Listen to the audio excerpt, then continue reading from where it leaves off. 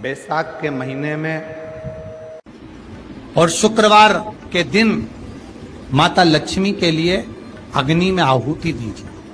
महाराज, शाम के समय पर सूर्यास्त के पहले शिव महापुराण की कथा कहती है, अग्नि पुराण कहती है, नर्मदा पुराण कहती है, लिंग पुराण कहती है कि बेलपत्री के वृक्ष के नीचे, नीचे तो नीचे वो भी जाने दो, यहां तक वर्णन किया शिव महापुराण में तो कि बेलपत्री का जो फल होता है ना, बेल फल जो होता है, कहते हैं अगर किसी व्यक्ति के यहाँ लक्ष्मी की कमी होती है, संपदा की कमी होती है, जिसके यहाँ पैसा नहीं आता, धन नहीं आता, तो बेल का जो फल होता है, बेलपत्री का जो फल होता है, उस फल के गूदे को, बेलपत्री के फल का गुर्दा निकाल लो, सुखा लो, गाय के घी में उसको डुबो लो और शुक्रवार के दिन माता लक्ष्मी के लिए अग्नि में आहुति दीजिए। महाराज, शाम के समय पर सूर्यास्त के पहले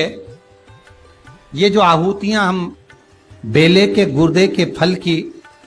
गाय के घी में डुबोकर माता लक्ष्मी और भगवान विष्णु के नाम से देते हैं, महाराज 2 या 3 शुक्रवार करोगे, लक्ष्मी की कभी कमी नहीं आती, संपदा बढ़ती है।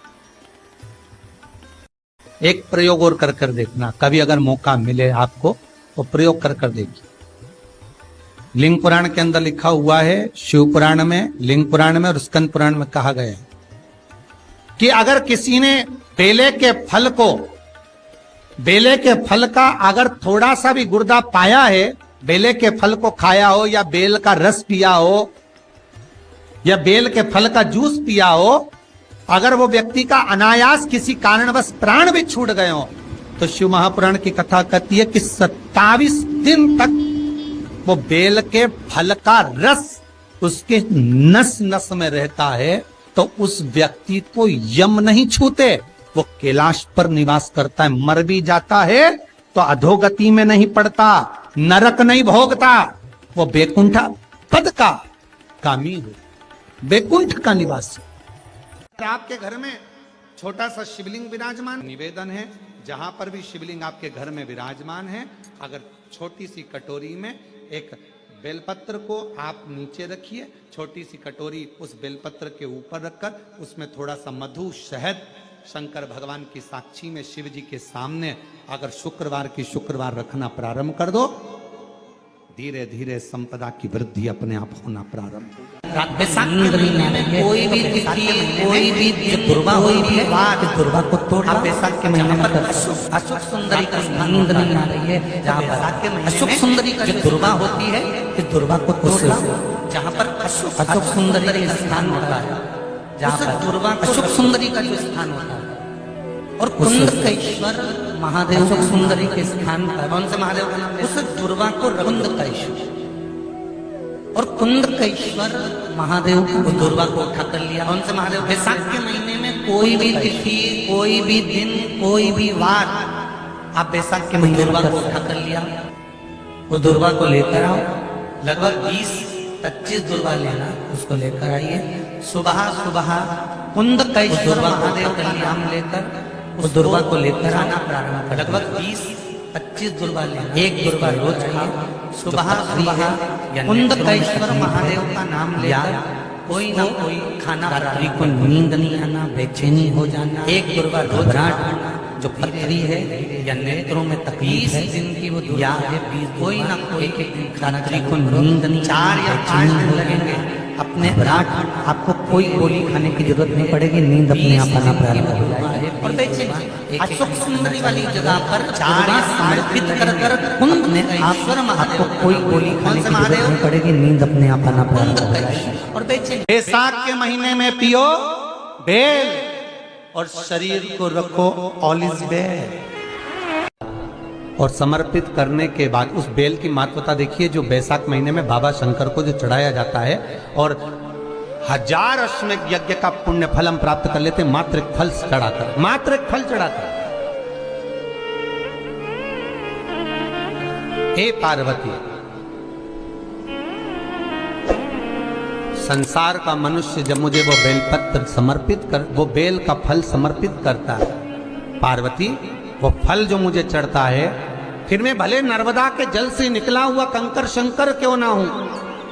फिर चाहे मैं गंगा के जल से निकला हुआ कंकर शंकर क्यों ना हूं, चाहे फिर मैं यमुना के जल से निकला हुआ कंकर शंकर क्यों ना हूं, चाहे मैं सरयू के जल से निकला हुआ कंकर शंकर क्यों ना हूं, चाहे मंदाकिनी के जल से निकला हुआ कंकर शंकर क्यों ना हूं, हे पार्वती फिर जो भी शिवलिंग पर वो बेल समर्पित होता है, वो बेल उठाकर जीव अपने कार्य में ले सकता। दुनिया में किसी की सामर्थ्यता नहीं है कि तुमको नीचे दबा दे। जिसके मस्तक पर बेल पत्री की लकड़ी का चंदन शिव को लेपित कर कर यदि मस्तक पर लगता है, कोई बेलपत्री का वृक्ष यदि सूख जाता है, उसकी जो लकड़ी होती है उसका चंदन भी हम शिव को लगाकर अपने मस्तक पर लगाते हैं, या बेलपत्री के वृक्ष के नीचे की मिट्टी को भी यदि हम त्रिपुंड बनाकर सिर पर चढ़ाते हैं, तो दुनिया में किसी की सामर्थ्यता नहीं है कि तुमको हरा दे, तुमको विजय प्राप्त होती है।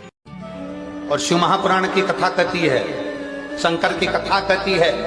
अगर बच्चा पढ़ने में कमजोर है, बच्चे का विवेक कमजोर है, बच्चे की बुद्धि कमजोर है, बच्चा सक्सेस नहीं हो रहा, सफलता नहीं मिल रही है, उसका जॉब नहीं लग रहा है, कहीं वो आगे बढ़ नहीं पा रहा है, तो उन बच्चों से निवेदन है, शंकर के मंदिर में एक लोटा जल चढ़ाओ, थोड़ा सा जल झेल कर नंदी के पास बैठकर उस जल का आचमन करना प्रारंभ कर दो, तुम्हें खुद मालूम पड़ने लगेगा कि तुम जो पढ़ रहे हो तुम्हें याद होना चालू हो जाएगा, तुम अच्छे से अच्छे नंबर पाकर आगे बढ़ना प्रारंभ कर दोगे। विद्या अध्ययन भी करो, खूब पढ़ो, लगनता से पढ़ो, अपना कर्म करो, रात दिन एक करो और शंकर जी पे एक लोटा जल चढ़ाकर पीना प्रारंभ करो। जो माताएं कहती हैं मेरी याददाश्त कमजोर हो गई, मैंने सामान यहाँ रखा था भूल गई, ना जाने कैसे सामान भूल गया, ना जाने कैसे ऐसा हो गया, जो माताएं कहती हैं, भाई लोग कहते हैं हम भूल जाते हैं, याददाश्त कमजोर हो गई, 60 के ऊपर के हो गए इसलिए याददाश्त चली गई, नहीं, अगर आपकी याददाश्त जा रही है तो आप शंकर जी को एक लोटा जल चढ़ाना प्रारंभ करो, अपने घर से जल भरो, शिव के मंदिर में जाकर चढ़ाओ, उस जल को झेलो, नंदी के पास बैठकर आचमन कर लो, उसको पी लो, आपको खुद मालूम पड़ेगा 20-22 दिन में, 1 महीने में आपको अंतर दिख जाएगा कि मेरी याददाश्त पहले जैसी थी मजबूत वैसी की वैसी और हो गई, अब मैं भूल नहीं रही, अब मैं भूल नहीं रहा। और जितने लोग आप लोग जितने भी आस्था चैनल पर सुन रहे हो, फेसबुक यूट्यूब पर सुन रहे हो, चाहे इस पावन रतलाम की भूमि पर पावन प्रांगण में बैठकर श्रवण कर रहे हो, आपसे एक निवेदन जरूर करूंगा कि आप कथा बैसाख महीने की श्रवण कर रहे हैं, ये भाव जागृत रखना कि मेरा शंकर, मेरा शिव, मेरे नारायण, ये अगर ये बैसाख मास की कथा का अगर लाभ दे रहे हैं तो कहीं ना कहीं हमारे जीवन का कल्याण होगा ही, ये निश्चित है, ये निश्चित।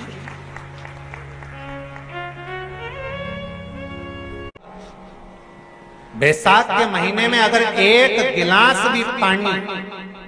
आप दिल से अगर किसी को पिला रहे हो तो गंगा की 1000 डुबकी आप रोज लगा रहे हो, ये विचार मानकर चलिए, कोई कम नहीं है।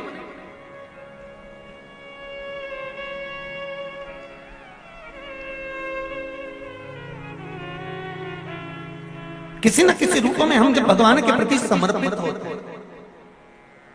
हमारा समर्पण जब भगवान के प्रति होता